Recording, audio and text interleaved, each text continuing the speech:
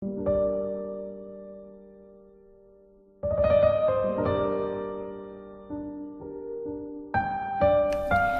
like to tell you about something that happened last year on March 11th, 2008, and could happen again this year on March 11th, 2009. As you watch, and before you judge, imagine that you're like me, never giving a thought to guns until the day you find yourself at home alone, and find that you're not alone, and find that you're face to face with 3 men breaking into your home. And imagine how you might see things differently. I want you to seriously consider joining me in a very important event this Wednesday, and I want you to see for yourself what it was like last year. Chicago newspapers and TV stations chose to black out the event, apparently deciding that 2,200 gun owners filling the state capitol without a single incident was not news, was not something that Chicagoans needed to know was possible and could happen.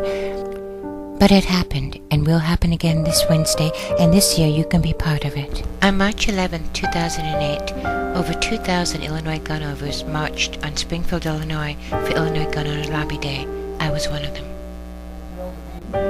Our day began with a legislative briefing,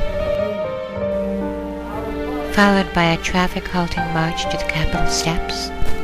48 states can't be wrong! 48 states can't be wrong! Ladies of the state of Illinois deserve the same right to protect themselves that the ladies do in 48 other states. And the Illinois State Police and the Illinois Governor relegating us to car keys, hair combs, and nail files to protect ourselves with is absolutely ludicrous, and we're not going to stand for it. This is an American issue. This is a constitutional issue. This is an Illinois issue. And the idea that people in Chicago or people in northern Illinois have less rights than us in southern Illinois is ridiculous. People in Illinois have rights. It's a simple right to give a person the ability to defend their home when someone broke in. A progressive agenda that not only protects our Second Amendment rights, but further instills them and guarantees them for our children and grandchildren. Thank you, and God bless you.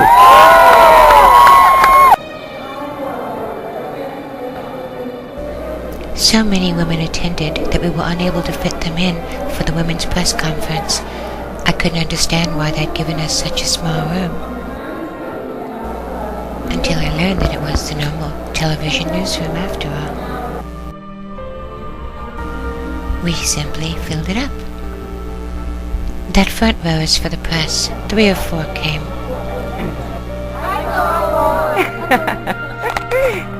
7 states that trust me to be smart enough, strong enough, responsible enough, and level-headed enough to carry my own personal protection with me.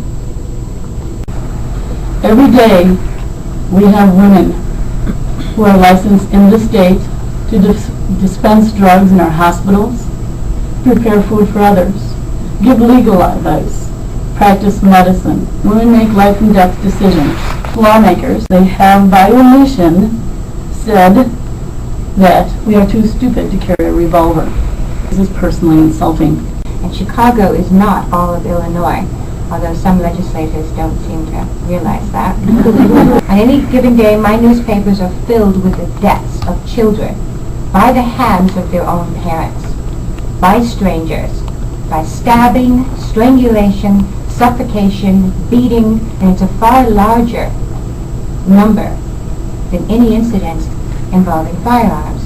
There are 22,000 gun laws in this country ineffective in stopping the violence that this country refuses to directly address. We are here today to ask the legislators to pass one more law to save lives and protect the women of Illinois. All we are asking for is one more law to protect our lives. And I don't think we're asking for very much.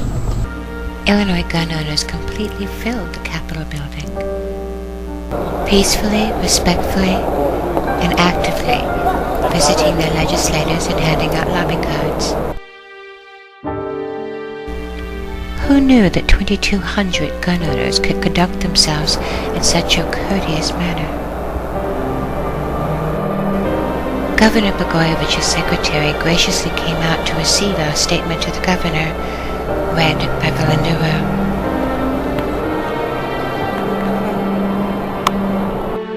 The basic human rights and is recognized and protected in 48 out of 50 states in the United States of America, and bid the 95th General Assembly to pass the Family and Personal Protection Act.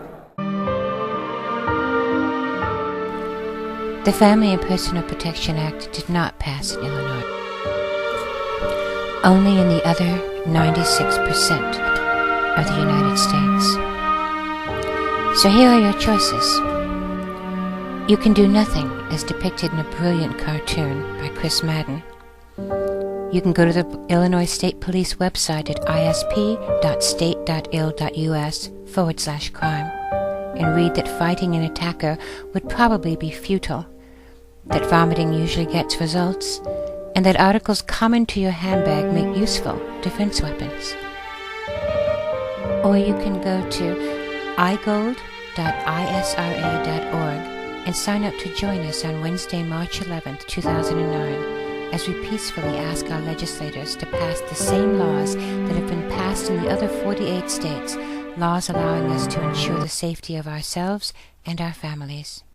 So whether you're interested in learning the real facts behind gun control and gun rights in our country, in protecting your home and your family,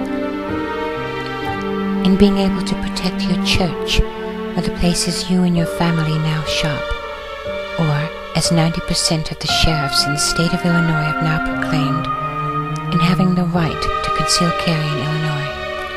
The choice is yours, and I hope that you'll come and march with us on Wednesday, March 11th in Springfield to preserve that choice.